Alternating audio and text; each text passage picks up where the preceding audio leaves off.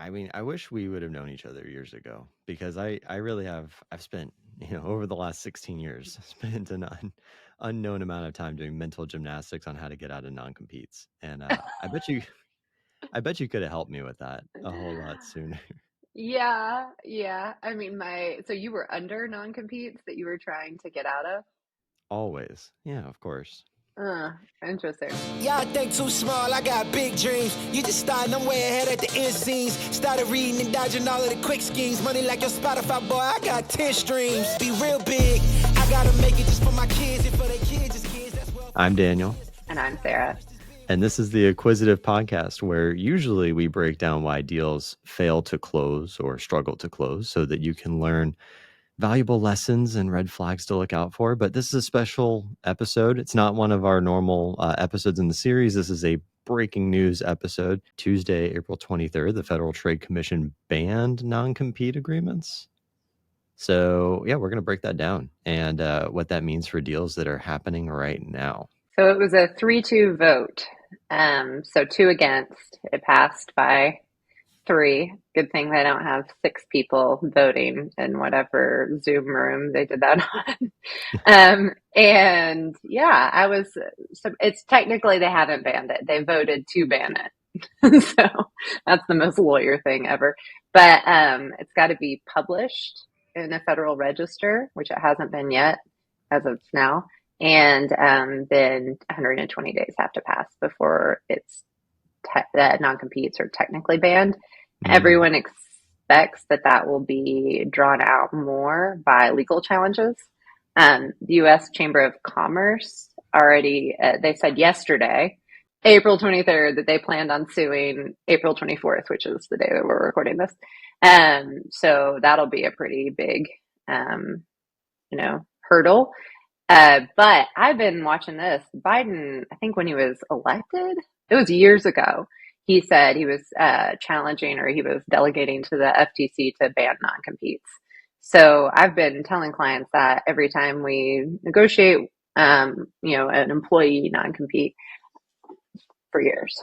And that's something I thought was really interesting because I heard about it the other day from a reel that somebody was, I was on Instagram. Somebody was like, hey, there's like, we're in the commentary period. This was proposed a couple months ago. We're going to find out in a couple days. So I got word on it a little bit earlier. I really don't think that businesses are going to I think businesses are going to take like years for it to become common knowledge. I had an interesting timeline because I didn't know that was imminent. I mean, I've been following it, but it's just been dragging on for so long. And so yesterday, one of my clients said, hey, can you retool my employee non-compete? The state they were in is one that like in the Northeast. So I was like, oh yeah, what does that state say about non-competes? I'm going to have my associate do a little bit of research into that. So I delegated that to her. So, thanks, Susan. Look into this.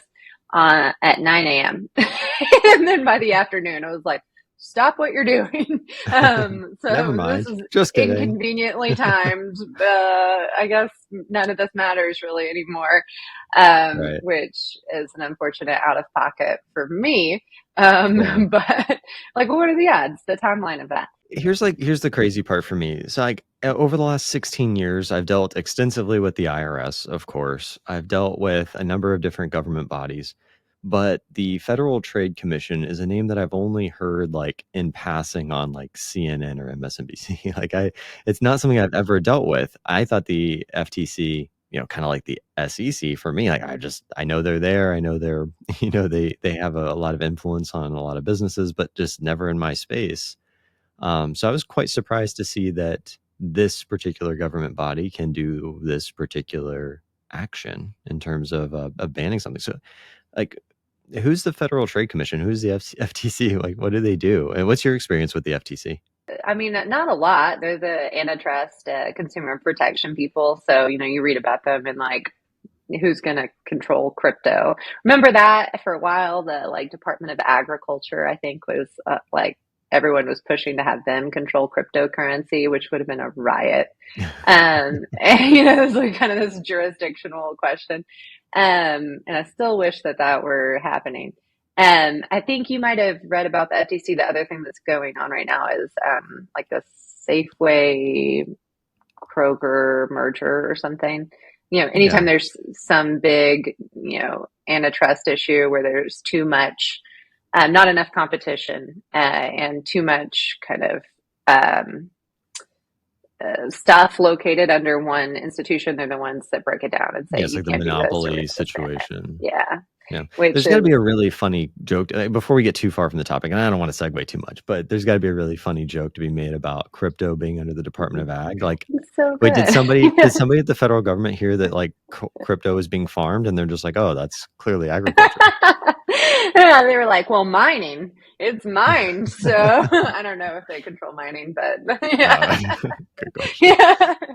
But It's so yeah, so the definitely, FTC, so that's interesting. yeah, So like, yeah, I think monopolies and like, those like the antitrust. That's like yeah, antitrust has been in the news a lot over the last right. decade. That's usually when you hear about the FTC. And to back up, so from my perspective, talking to clients all the time as a lawyer, I get a lot of people who say, um, a lot for years. I've had people say, well, yeah, I signed a non-compete, but those things are not enforceable. So it doesn't matter. And that has not been true ever.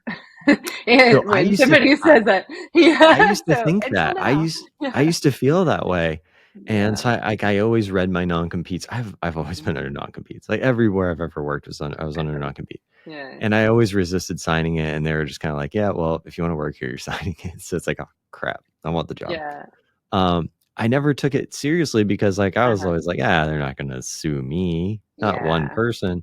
But then I was at the very first accounting firm that I ever worked at.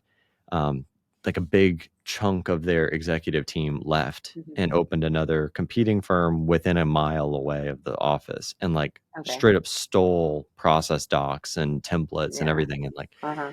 like they like fired a girl that worked for the firm and then like helped her get a job there so she could go in and like take pictures and like take all this information. Wow. Yeah. And then she came back Yeah. and like gave all the information over. They gave it to their attorneys, and like, yeah, a local judge actually shut them down on the grounds of the non-compete. So I was like, oh, Wow. that's legit. Like they could do that. Yeah. So you can do it. I had an issue like that once, at I'm going to say just like a service-based company, and where the client list was really important, and Mm, an employee was a competitor. So this was years ago, but she was under a great non-compete. The employee had the potential to create her own service-based business and steal the clients, right? And so we had her on like CCTV footage going in on a Saturday to the office and wow. like taking giant pictures that say like, like client lists and going over to the copier and opening them and like copying all the client Wow. lists. It was like absolute red-handed. But the process of suing to enforce it's so, the law and the judges and the public policy is so in favor of the employee that, Mm, in this case, it was really brutal because they terminated her and then she filed for unemployment compensation. And so we went to contest unemployment compensation because it's basically the employer paying her to, live while she sets up a competitor to go compete with them. And they hired a lawyer who does that sort of thing and didn't win. Like they still had to pay unemployment compensation the whole time. And ultimately it was such a bad experience. I didn't want to devote the like $100,000 in legal fees to, oh wow. you know, and that's usually my advice because I have more of a business type of advice. So when people do come to me and they say that, I say, do you want to spend $50,000 on pursuing this, risking all the negative publicity? Because it's, Mm, it's not going to look good on you. When these clients hear that you're suing some person that they have an established relationship with, and they will hear, she will tell them, and like versus reframe that, let's take that $50,000. How can yeah. grow your business, or how can you reach out to those clients and, try to, Probably better used in other ways. yeah.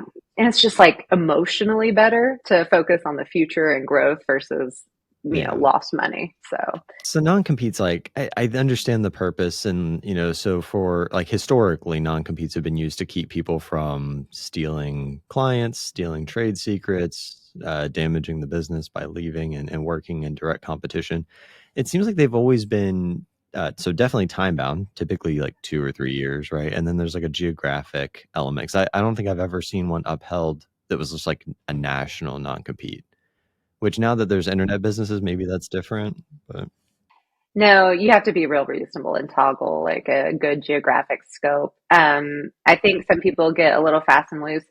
And frankly, I've been a lawyer since 20, God, I've been a lawyer a while, 13 years or something. And whenever I started, that was how we treated them was, okay, well, maybe it won't ultimately be enforceable, but there's a chilling effect to get somebody to sign it. So we're going to say, you can't compete within 30 miles of any of our office, any of our places of business. And, it's a restaurant and there's no place in the US that doesn't, wouldn't fit that. We're going to get cheeky with it and that person will not compete because they're afraid of us.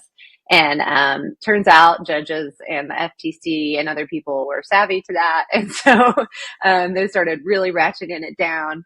But I don't want to belabor it too much. The FTC can be in charge of this. They can rule nationally, and that does override the state laws. as a deal attorney, like I think that's like, so it's how it impacts employees, employers, but this is going to have a major impact on acquisitions. So in your experience as a deal attorney, how have non-competes been used in acquisitions to protect the buyer who's buying a business?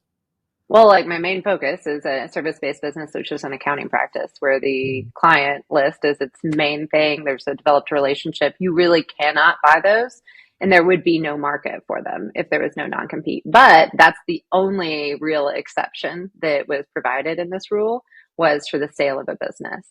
And their initial proposed rule said it had to be the substantial owner of the business, and they define that in the initial rule as a 25% owner or greater. Like if you're buying a business, the reason why you would have a non-compete, so you'd have a non-compete for the owner, of course, so the person who's Yeah. selling the business. But then also some like key employees and stuff. How would you like, that's how you would keep them in the business, right? Like to keep them from like seeing, oh, the business sold, I'm just going to start my own. Like this is a great time to leave.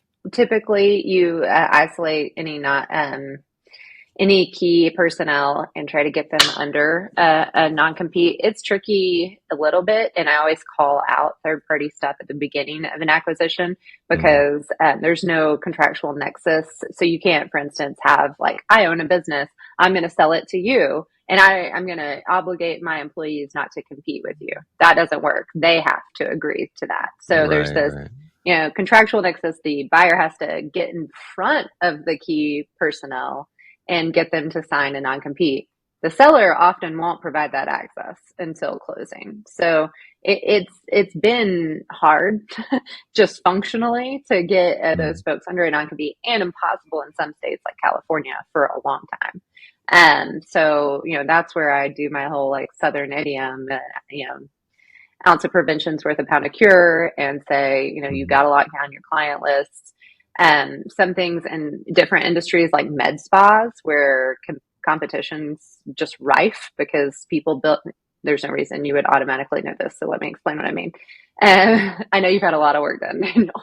But what happens is people develop a relationship with like their esthetician or their injector. It's Mhm. very normal to have all the clients text that person and then meet. Basically, they're texting that person directly, meeting at the Yeah. med spa. So it's an unbelievably easy way for the person to leave and take all of their clients with them.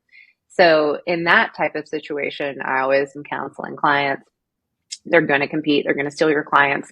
You need to not let them, exchange cell phone numbers. You need to do a round robin where they see a different person each time so that they're not building, which is kind of worse for business in a way because those relationships are good, but it's like preserves the brand a little bit more. Things like that we've been doing for a long time across businesses. And in the M&A space, same thing. Like Mhm. figure out who that, sometimes in accounting practices, there'll be like a son of the owner who has the same name as the seller and it doesn't own the business. So Yeah. now, we're in this position where that person, like, I don't know, Smith Jr. can go out and compete and set literally next door a Smith Junior accounting practice right after there's a sale and have all of those client relationships. And there's really nothing you could do about it. So it's like a pretty big risk exposure that this opens up. And I've been hesitant to take a position on this because like I mentioned, I did the mental gymnastics to get out of my non-competes, but at the same time, in the case of an acquisition, there's a lot of use cases for it. It's like just like general sentiment. Like I know like you probably have a different opinion on this from a legal perspective, but like from a business operations perspective, I don't love contractual obligations as a tool for retention. I would much rather like retain with performance, with benefit, in better ways. But like this is a pretty major risk for, a Main Street business buyer. So I really want to like get into who it like applies to and the key employees and like how it's going to roll out. But so like at the surface level, the FTC, from what I've read, they say that they're doing this because it's going to create jobs. It's going to create more competition. People can go from one place to another to get more wages. More people will start more businesses. So it's just going to do a lot for the economy. Um, from your legal perspective, why is the FTC banning non-competes? Why did President Biden run on this? What was your take on it over the last few years? Why would they do something like this now? I think it's probably, a good, almost free way to spur on some, economic engagement, because all that stuff is true. Like I hear from a lot of clients and have my entire career going, I want to set up a business. And my first question is, are you under a non-compete with your existing employer? Let's look at it together. Let's, figure that out. Maybe we need to negotiate. I mean, 2 years ago, maybe a year ago, I helped a guy negotiate out of a non-compete on exit from a large business where he essentially paid the business $100,000. Just Wow. like they fired him, he paid them $100,000 to get out of the non-compete so that he could go and just have a different job. It wasn't like he was setting up a business. He just needed to have another job. Yeah. And you see use cases like that, and it does feel super unfair and chilling. And like, there's so many times that something can be fair on its face, like, oh, okay, I'm in the middle of Denver, downtown. So if you have something that says, you can't compete within 10 miles, like, okay, well, you're going to have to move. You're going to have to move to go find another, in that year, you're going to have to uproot your whole family or have no job. That's not good. Especially with the things that have happened recently. Like we had historically low mortgage interest rates. So a lot of people bought or refinanced at, 2.7 to 3%. And if you leave a job and you can't compete, now you're forced to move. There's a lot of implications. It's huge. It can be, devastating. So I think and I will say I advised clients this way back when the laws weren't so against, or at the dawn of this era where the conversation had just started. I definitely said, yeah, it's a chilling effect. It's great. Get everyone under a non-compete, put it in your handbook, because that's the way it was done. And you would just put it in your handbook because it's better to have everyone under a non-compete just in case. And that's, gone away in the last several years, because you can, in Colorado, for instance, you can get fined $5,000 plus attorney's fees for just presenting an unenforceable non-compete to an employee. Oh, wow. And I didn't realize so, that. yeah, that changed August 1st of 2022 or 2021. I don't remember which one, but like, so huge. And a couple other states have adopted that. And they really tried to get folks to not just get everyone under a non-compete and then you only sue the one person who you really care about. Because all of those people have to run their lives and they're looking at their contractual obligations going, do I want to risk my family's whole future?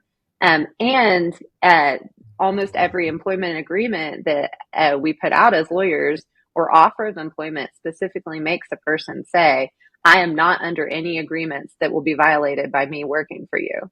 So it's like, even if the courts weren't going to enforce it, you're in a situation where you have to start off a new job lying to them, or they might not hire you because you admit you're under a non-compete, even if it's unenforceable. So you're just in this weird boxed in situation. I think there's going to be a lot more people finding different jobs. I think a lot of people are probably right now going, so can I leave my job right now? Or do I have to wait for the publication in the 120 days? I mean, they're probably a lot of folks who this opens up different Yeah. opportunities for. So it's really exciting. It's just in the context of mergers and acquisitions, that's probably the main use case where it's gonna really clip us. It's a 570 page document. I saw. I read through some of it. I skimmed it. I'm probably gonna upload it to ChatGPT so it can explain it. But uh, who does this apply to? Is it apply to everybody? Is it retroactive? Like I saw some like broad strokes and like who it applies to, like on the employment side, but like employees, um, executives, business owners. Like what have you seen so far? I am not sure what the final rule is going to say because it made this distinction between non-executives and executives, and Hmm. then they said they were both treated the same. So I'm not sure why Yeah, they I saw there was made an the income distinction. threshold, like if it's like over 150,000. So Yeah, it seems like they're referencing like the highly compensated employee rules from like the yeah, IRS or from other labor yeah, laws, like those certain statutes. yeah. So I wonder if it'll be a But combination, like a senior executive plus $150,000 salary or something like that. But I don't know. I mean, I'm interested to see, and I didn't read the whole 500 page thing yet either, but everything I saw, they were both treated the same. So the distinction was Mhm. immaterial. The only exception, like I said, was for, in the sale of a business, but I think that's like where we're all going to be like, Yeah. okay, so they have to be an owner of the business. And, I wouldn't be surprised if the final rule says that in order to get someone under a non-compete, they have to be an owner. I Hmm. wouldn't be surprised if there's more people, essentially getting ownership, like as a precondition to buying your business, you have to give ownership to your key employee so that then I can get them under a non-compete. Ooh, And that that's would be interesting. interesting. All right. I mean, that was immediately where I went, I was like, oh gosh, so Well, so that could be good. Yeah. What's what's a key employee? Let's define a key employee for people because I think there's a lot of people who watch that are new to acquisitions and maybe they haven't even gone through a deal yet. So Yeah. let's talk about some like key employees and what we've seen, how that could impact the sale of a business. Yeah. What do you think a key employee? You've probably been one. I don't know. I hope I've been a key employee. That would be really cool. I mean, I think like I don't know. Wow, You're you like, just that's I so just nice. yeah. Oh, Yeah. I, had a lot of legacy knowledge. I controlled a lot of the process docs, especially in startups where like the company's documentation doesn't always live in a centralized location. Sometimes it's spread across various like founding team members like Google Drives and stuff or like in their computers. So yeah, I've always tried to do things on the up and up. Like I'm like a business developer like at heart. So I try to keep my relationships. So every time I've ever left a company, I've like transferred everything over. I've done extended transition periods. I've offered like ongoing consulting so that I could like, mitigate a lot of that risk. But yeah, but key personnel, they tend to control process docs. They tend to have really close personal relationships with the customers or clients. um, Pretty much the first the one of the startups I was at, the first 400 clients, like I literally closed them. Like the relationship was originated by me to the point that no matter what I did, like people reached out when I left. It happened. Yeah.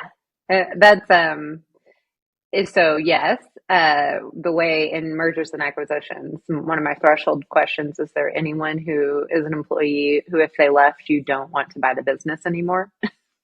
And then that's really, like pretty much the way to suss it out. And, sometimes the answer is, I don't think so, but we'll see. But it's been a risk. It's been this way in California.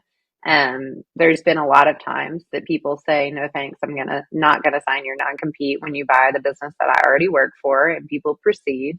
So, there is that, but I think it's going to really give people, a lot more motivation to seriously consider who could leave and completely break their business model. So My last question on this was like, how do we handle this? Like, I think this is like probably how we round out the conversation is like, what do we do moving forward? So I've got so many ideas, so many things I want to talk about, but like staying on this topic, does this change how hard a buyer pushes to have those conversations with managers or key employees during due diligence or prior to closing? You know, because like I know sometimes it happens, but it's like typically not common. I mean, I think it certainly gives you a better explanation and a more timely reason to say that a seller should give you that access.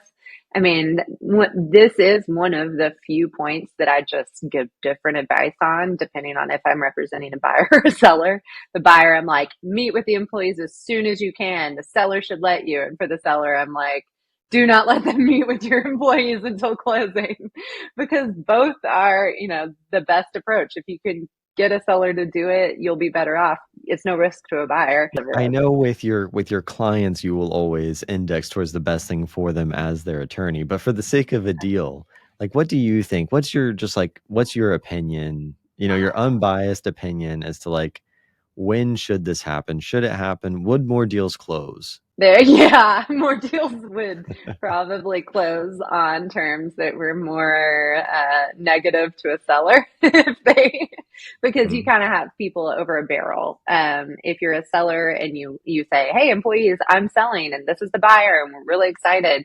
My advice to the buyer is to always have a written offer letter for all your employees first time you meet with them. So, great, that's fantastic. Well, then what happens if the buyer pulls out? The sellers know you were trying to leave and there's no buyer now and they feel really unsettled and they're going to look for a different job. Buyers just like, well, that was fun. Those were nice people. Maybe I'll try to hire them. Okay, maybe I'm splitting hairs at this point, but I'm just like, I'm like thinking through how we handle this. What if you have a closing? Like maybe all closings are like Thursday, Friday now, and maybe you have a meeting with a key employee on like a Tuesday, Wednesday, and then they sign an NDA and go on vacation for a week.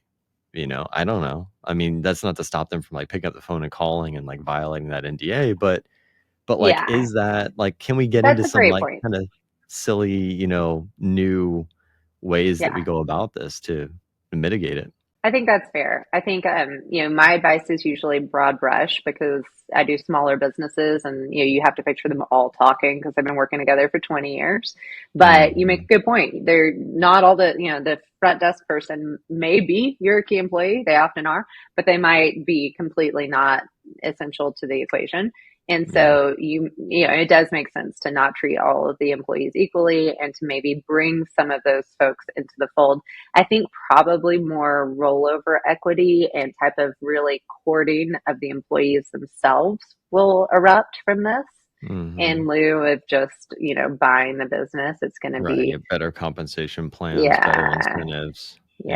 yeah. And then that's going to eat into the seller's side of things because there's not enough Yeah. margin to go around.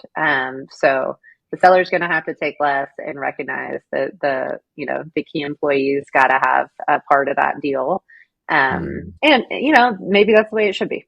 So Well, as a broker in this conversation, my new official advice is to budget an extra $2,500 for all of your acquisitions to send your key employees on a cruise where they have no cell phone service.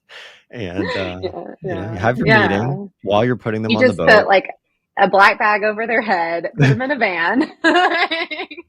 That's great advice, Daniel. Yeah. Well, I think Yeah. we solved it with this. Well, but So, it doesn't end in a warehouse somewhere. It ends on a cruise ship. Like that's not that bad. sure.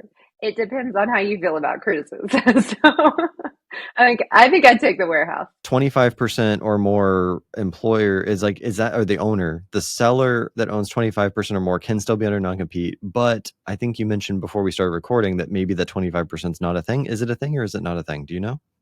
As far as I could tell, it was a thing in the initial proposed rule. The comments were like, I can't believe you're going to do that. And they took out the 25% description in the final rule. So it's unclear if there's going to be like a different number or if they're going to come up with some other way or just leave it open to interpretation as far as like what a substantial owner is.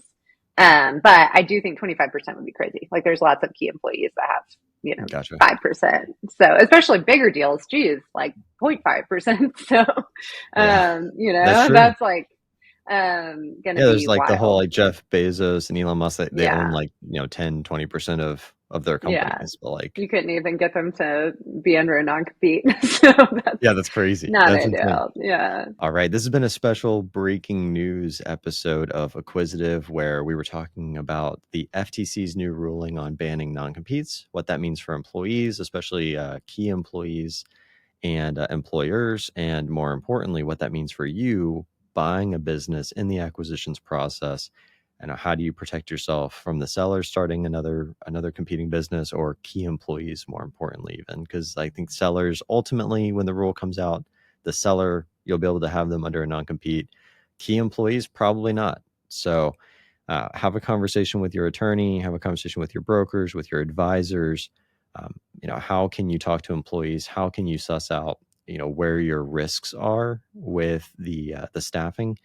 This comes back to our conversations about due diligence and asking for that employee list, even if it's all redacted, just knowing the roles and responsibilities of each person in the company, because a seller may say there is no key man or key person risk, but you might be able to identify, like, all right, well, if this is the only one person that does all of fulfillment, they have all the relationships, and the seller says there's no key employee risk, well, that's not true. So do your due diligence, talk to your advisors.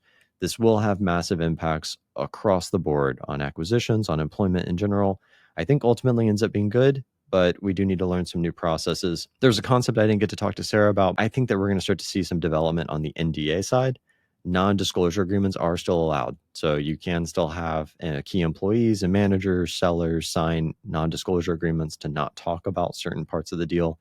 So I'll explore with Sarah how far that can go, and maybe that's part of the solution. So this has been that special breaking news episode of Acquisitive, the Acquisitive podcast. Thanks so much for listening. If you got any value from this, please like and subscribe. Drop a comment below if you have any questions about acquisitions that you'd like for us to answer, and we'll get back to talking about why deals fail to close next week. See you next time. Big, I gotta make it just for my kids and for their kids' kids. That's wealth years and years. Promise my brother soon as he out to finish this bid, we finna do it bigger than